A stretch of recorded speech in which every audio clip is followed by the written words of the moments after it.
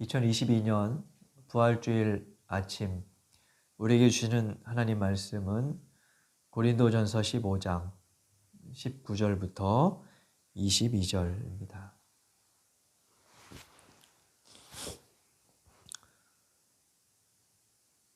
우리 19절부터 22절까지 함께 읽겠습니다.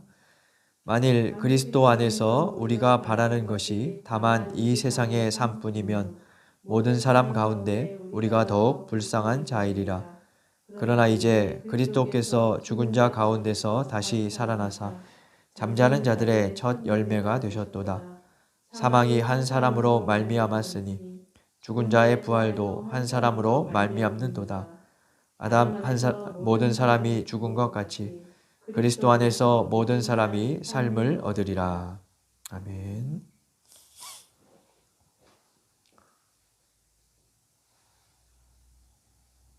제가 주중에 일하는 노인주간보호센터에서 주로 하는 일은 시설을 이용하는 어르신들의 치매 예방을 위해서 만들기, 그리기, 읽기나 쓰기 같은 인지를 자극하는 프로그램을 준비하고 진행하는 일입니다.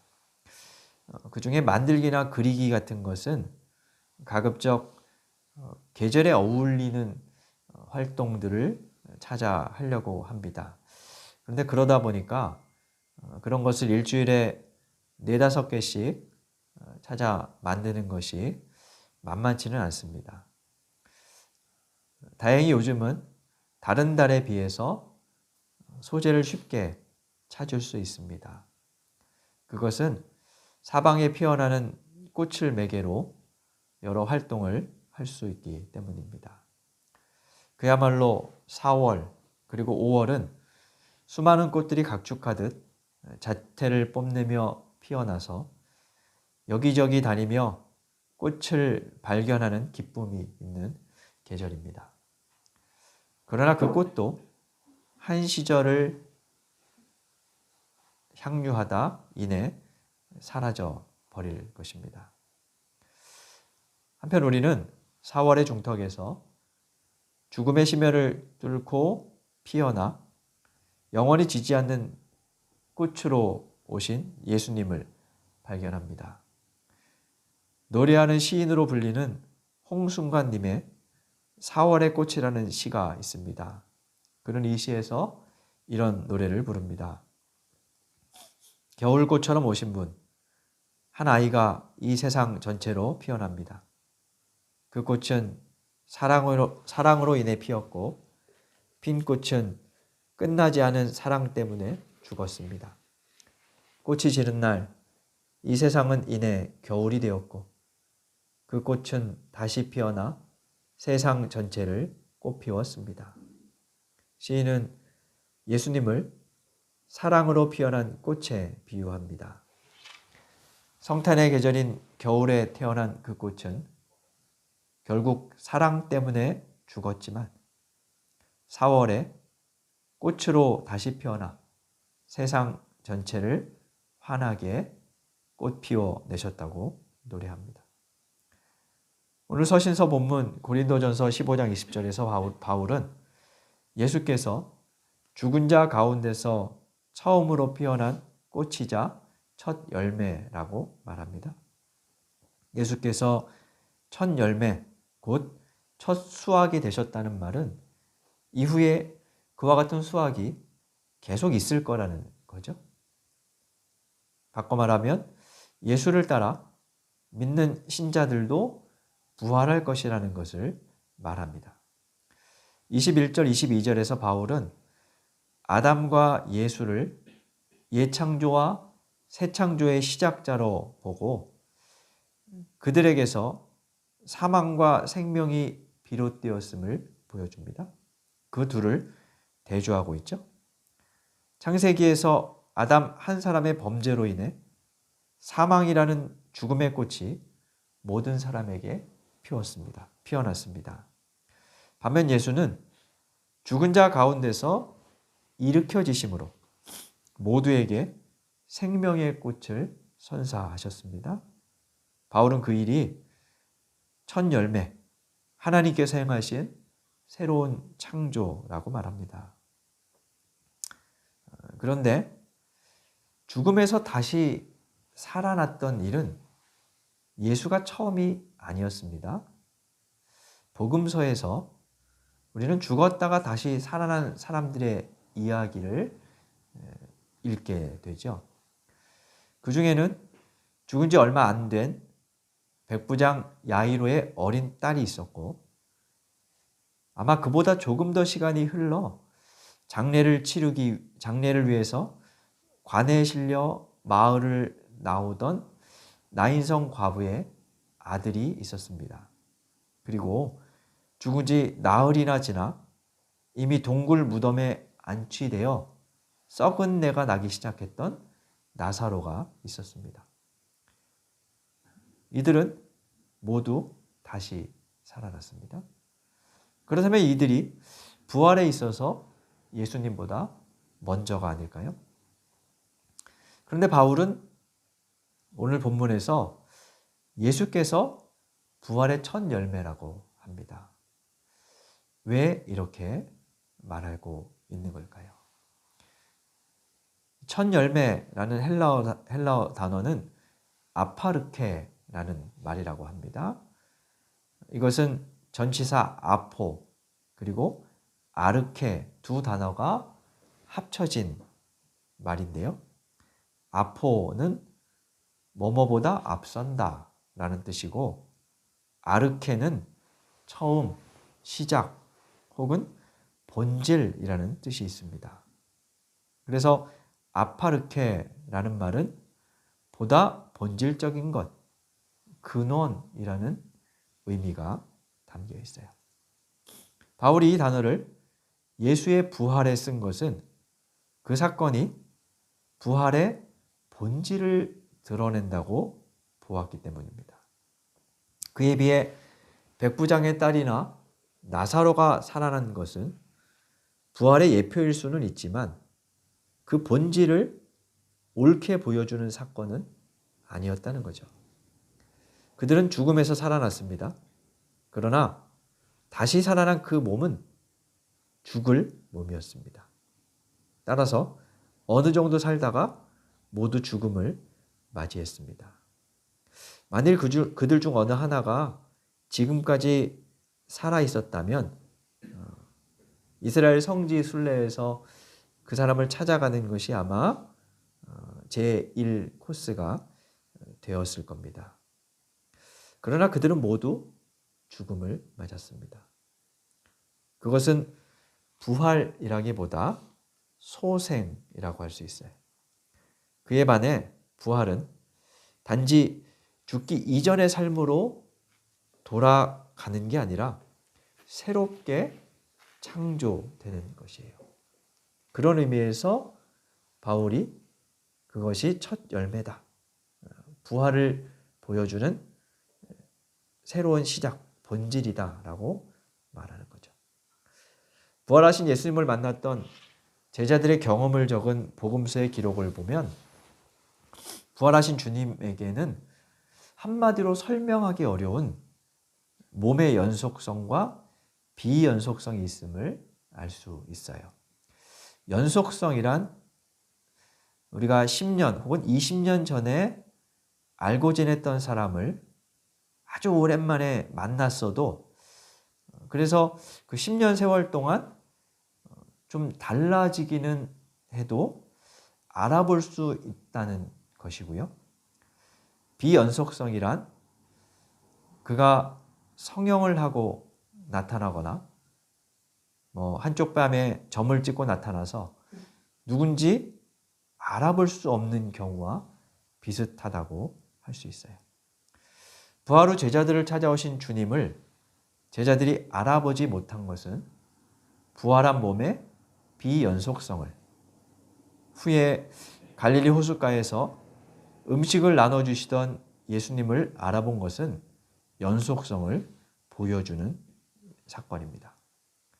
또한 예수의 십자가 처형 후 두려움에 사로잡혀 문을 걸어 잠그고 숨어있던 제자들에게 호련히 나타나신 것은 비연속성을 보여주는 것이고, 의심하는 도마에게 몸에 생긴 못자국과 창 때문에 생긴 상처를 보여주며 만져보라 하신 것은 그 몸의 연속성을 표현하는 것이죠. 그렇다면 부활한 몸은 어떤 몸이었던 걸까요? 여기서 부활을 논리적으로 혹은 과학적으로 설명하기에 난처한 상황에 직면할 수밖에 없게 됩니다. 성경은 그 사실을 논리적으로 해명하기 위해 혹은 과학적으로 설명하기 위해 기록한 것은 아닙니다. 그래서 우리는 성서의 진술을 다 해명할 수 없습니다. 다만 그 안에 숨겨져 있는 그들이 신앙을 담아 진술한 그 이야기를 통해서 이면에 숨겨진 신학적인 의미, 그들이 받아들인 그 의미를 찾아내는 과정이 필요한 것이죠.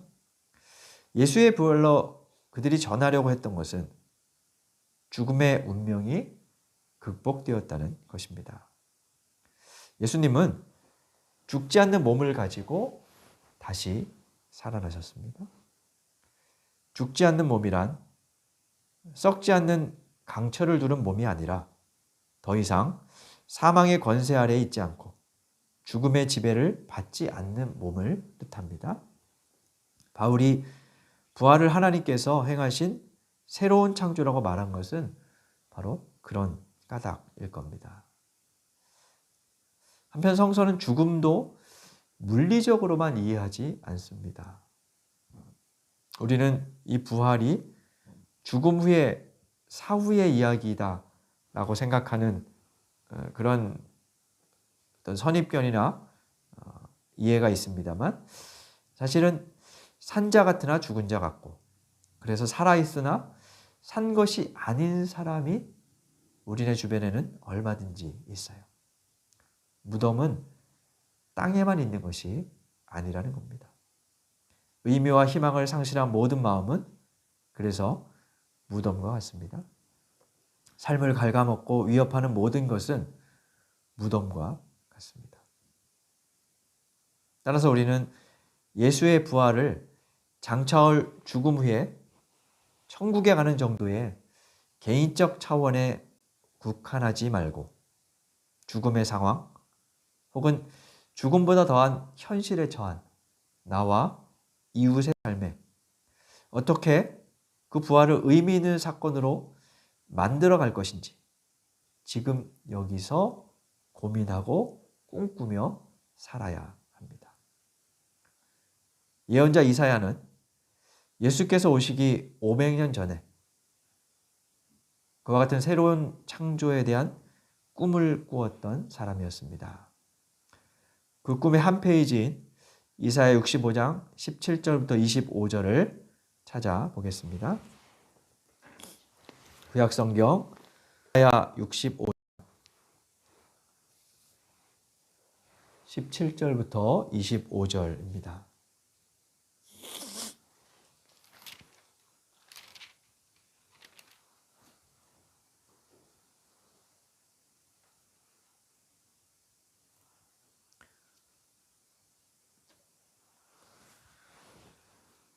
우리 한 절씩 교독하겠습니다. 보라, 내가 새 하늘과 새 땅을 창조하나니 이전 것은 기억되거나 마음에 생각나지 아니할 것이라. 너희는 내가 창조하는 것으로 말미암아 영원히 기뻐하며 즐거워할지니라. 보라, 내가 예루살렘을 즐거운 성으로 창조하며 그 백성을 기쁨으로 삼고 내가 예루살렘을 즐거워하며 나의 백성을 기뻐하리니 우는 소리와 부르짖는 소리가 그 가운데에서 다시는 들리지 아니할 것이며 거기는 날수가 많지 못하여 죽는 어린이와 수완이 차지 못한 노인이 다시는 없을 것이라. 곧 100세에 죽는 자는 젊은이라 하겠고 100세가 못되어 죽는 자는 저주받은 자이리라.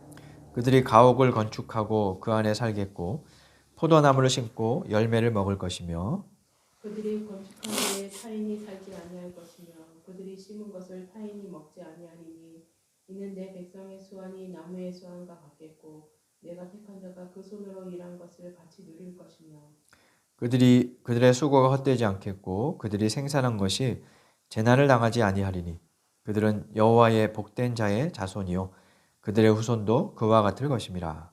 그들이 부르기 전에 내가 응답하겠고 그들이 말을 마치기 전에 내가 들을 것이며 이리와 어린 양이 함께 먹을 것이며 사자가 소처럼 짚을 먹을 것이며 뱀은 흙을 양식으로 삼을 것이니 나의 성산에서는 해함도 없겠고 상함도 없으리라. 여호와의 말씀하시니라. 아멘. 이 본문에서 이사야는 하나님께서 새 하늘과 새 땅을 창조하실 것이라면서 그 새로운 창조가 얼마나 황홀하고 놀라운 것인지 이전 것은 도무지 기억되거나 마음에 담아두지 않을 만큼 모두를 사로잡는 사건이 될 것이라 이야기합니다. 새 하늘과 새 땅은 전적으로 새로운 세상에 대한 은유이자 이사야의 꿈이었습니다. 이사야는 그 세상을 19절부터 25절까지 해서 이렇게 말하죠. 우선 새 하늘과 새 땅에서는 우는 소리와 부르짖는 소리가 다시는 들리지 않습니다. 지금 우리가 살아가는 세상에는 울고 부르짖을 수밖에 없는 고통과 도처의 울부짖음이 끊임없이 나오죠. 어제가 세월호 참사 추모 8주기였습니다. 꽃 피우지 못한 아들, 딸을 보낸 부모의 고통은 아직도 생생할 겁니다. 그분들에게 지난 8년은 살아있을 때 결코 살지 않은 시간, 마치 무덤과 같은 세월이었을 겁니다. 그것을 누가 어떻게 치유할 수 있을지 생각하면 암담합니다. 이사야는 새로운 창조가 그것을 가능케 한다고 말합니다. 그는 이스라엘이 포로 생활에서 돌아왔음에도 여전히 나아지지 않는 암울한 현실을 보며 오늘의 노래를 부릅니다. 그 세상은 우는 소리, 부르짖는 소리가 없는 새로운 세상일 것이라 그와 같은 창조를 전망하고 있습니다. 또한 새로운 창조에서는 모든 자들이 천수를 누리게 됩니다. 20절에 보니까 거기서 100세에 죽는 자는 청년들이고 100세가 못 되어 죽는 사람은 저주받은 자라 이렇게 손가락질 당할 것이라고 이야기하죠. 마치 홍수 이전에 수명이 수백 년에 이르렀던 시절이 이루어진다는 겁니다. 중국의 신화 속의 나라, 은나라 같은 그런 나라들이 태평성국이 다시 이루어진다. 이런 표현이라고 볼 수 있겠죠. 22절에 보면 그 백성의 수완이 나무의 수완과 같다 말이에요. 몇백 년을 살아가는 그런 나무와 같다. 또한 새로운 창조에서는 노동의 대가를 정당하게 받을 수 있고 그것을 타인에게 빼앗기지 않고 누리는 일을 겪게 됩니다. 21절에 가옥을 건축하고 그 안에 살고 포도나무를 심고 열매를 먹으며 그들이 건축한 데서 타인이 살지 않고 심은 것을 타인이 먹지 않겠다. 23절에는 그들의 수고가 헛되지 않을 것이다 라고 말합니다. 이것은 실제로 이스라엘 백성들이 바벨론에서 살며 식민지 백성으로 살아가다 보니 자신들의 노동의 대가를 수없이 빼앗겼던 그러한 현실을 반영해요. 그런데 예루살렘에 돌아왔지만 그곳에서도 여전히 착취는 계속되었던 모양입니다. 어디에서나 권력자들의 횡포는 있기 때문이겠죠. 그런데 새로운 창조의 세계는 공의롭고 정의가 있으며 공정한 세상이 될 것이라 말합니다. 무엇보다 새로운 창조는 하나님 그리고 타자와의 갈등이 사라지고 평화로운 소통이 임하는 세상입니다. 24절, 25절에서 하나님과 사람이 말없이도 통하는 사이가 된다고 얘기하죠. 24절에 보니까 그들이 부르기 전에 하나님이 응답하시고 그들이 말을 마치기 전에 들을 것이라 말해요. 눈빛만 봐도 통하는 사이, 그런 사이를 말하죠. 아울러서 25절에서는 함께 살 수 없는 초식동물과 육식동물들이 같은 것을 먹으며 거주하는 평화로운 세상이 될 것이라 노래하고 있습니다. 누가 이런 세상을 어떻게 이룰 수 있을까요? 공정과 정의를 외치는 대통령 당선인이 이룰 수 있을까요? 그렇지 않습니다. 그것은 근본적으로 하나님에 의해 이루어집니다. 하나님은 당신과 꿈을 함께 꾸었던 이사야와 같은 사람들의 손을 잡고 그 꿈을 이루어 가고자 하십니다. 예수 부활 이후의 기록인 사도행전을 보면 제자들은 세상 사람들과는 다른 꿈을 꾸는 존재들이 되었어요. 그들에게 부활하신 예수께서 꽃 한 송이로 피어나자 그들은 그 꽃을 사방에 피어내는 꿈을 꾸었으며 그 꿈을 위해 목숨까지 바쳤습니다. 그와 같은 꿈을 꾸는 저와 여러분이 되도록 하나님은 이 부활절 아침에 오늘의 본문을 통해 말씀하시는 겁니다. 설교를 마무리하다 보니까 제가 어렸을 때 보았던 한 만화의 주제가가 불현듯 떠올랐어요. 꼬마 자동차 붕붕이라는 제목의 만화입니다. 생각나시는 분들은 아마 제 또래이시겠죠? 그 만화의 주제가가 이렇습니다. 붕붕붕 아주 작은 자동차 꼬마 자동차가 나왔다. 붕붕붕 꽃향기를 맡으면 힘이 솟는 꼬마 자동차. 엄마 찾아 모험 찾아 나서는 세계 여행. 우리도 함께 가지요.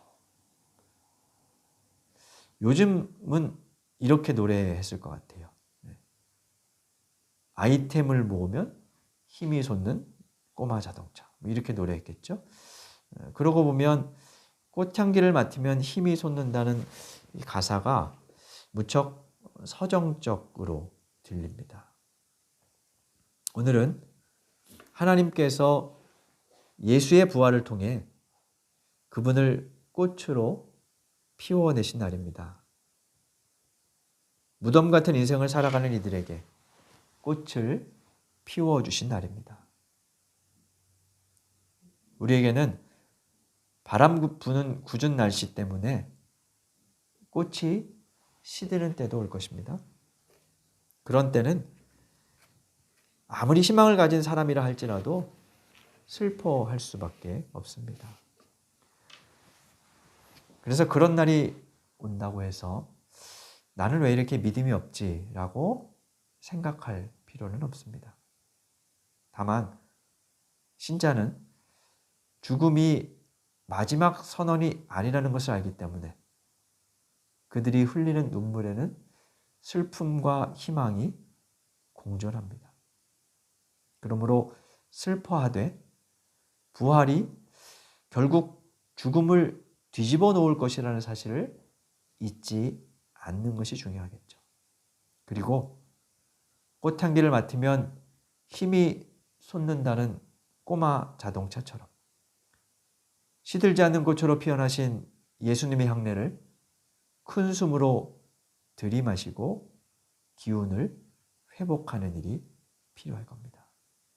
그렇게 예수님의 향내를 한숨 가득 들이마시어 새롭게 일어나 하나님을 향해 다시 길을 나서는 여행을 출발하게 하시기를 바랍니다. 이사야가 품었던 새 창조의 꿈을 이 부활의 아침에 우리도 함께 꾸며 이 땅에 꽃 한 송이 피워내는 삶을 살아가야 하겠습니다. 주신 말씀 생각하며 다짐의 기도 드리겠습니다.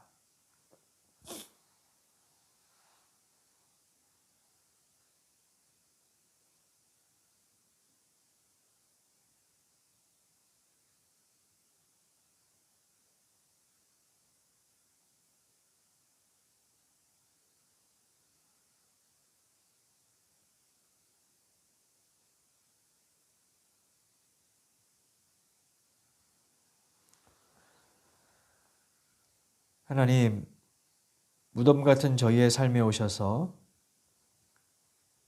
부활 생명의 꽃을 피워주시니 감사드립니다. 우울하고 힘 빠지는 날이 올지라도 그 꽃의 향내를 맡으며 일어나게 하시고 이사야가 품었던 새 날의 꿈을 품고 살아가는 저희가 되게 하여 주옵소서. 무엇보다 지금도 무덤 같은 인생을 살아가는 이들을 기억하여 주시고 함께하여 주옵소서. 4월의 꽃으로 피어나신 예수님 이름으로 기도드립니다. 아멘.